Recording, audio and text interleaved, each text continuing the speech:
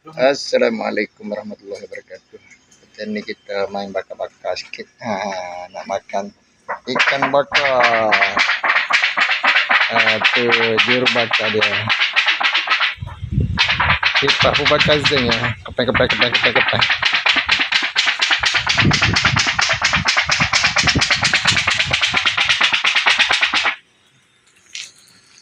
Kita nak bakar ikan.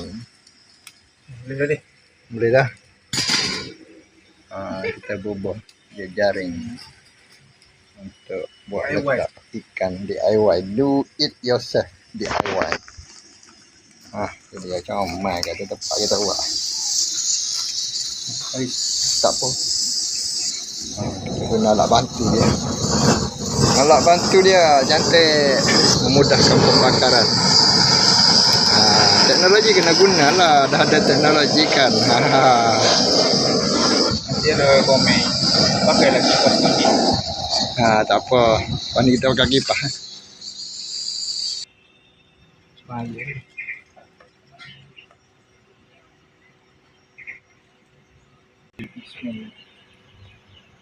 Mana ni? Boleh lah ke mana-mana pun. Letak je lah. Kalau kapit boleh. Kapit. Basuh sikit. Kapit. Letak gitu pun boleh lah. Ikan selar. Okey, kita bakar ikan selar. Ini mengancam lah ni. Okey, ikan selar garam kunyit.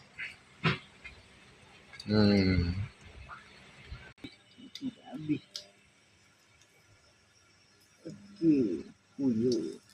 Uyo. Ikan selar bakar.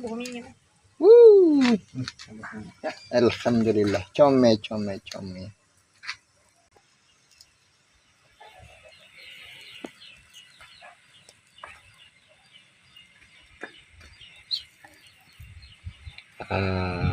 Kita kena bubuh minyak yang bercampur dengan garam kunyit.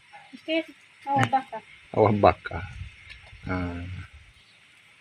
Awah bakar. Bagi apa? Rempah perencah. Rempah membakar. Okey. Baunya mengancam orang yang berpuasa.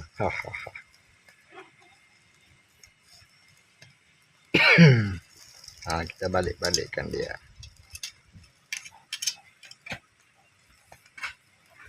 Tengah boleh dah. Boleh dah. Sudah kehangusan. Sudah menjadi sedikit arang-arangan. Tak apa. Hari tu boleh buat ubat lah. Itu dia. Kita petik awas membakarnya.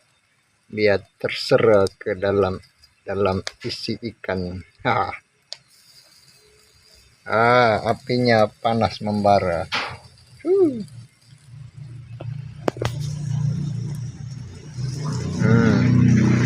Minyak penuh berlemak.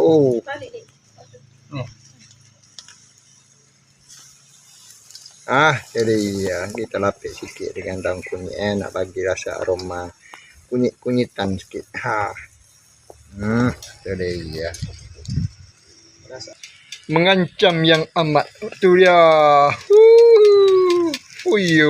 Alhamdulillah.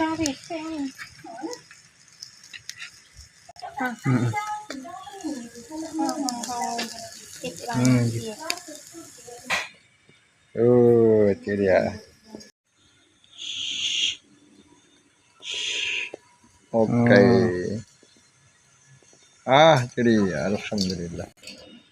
Yang ini anak tukar pula. Sedang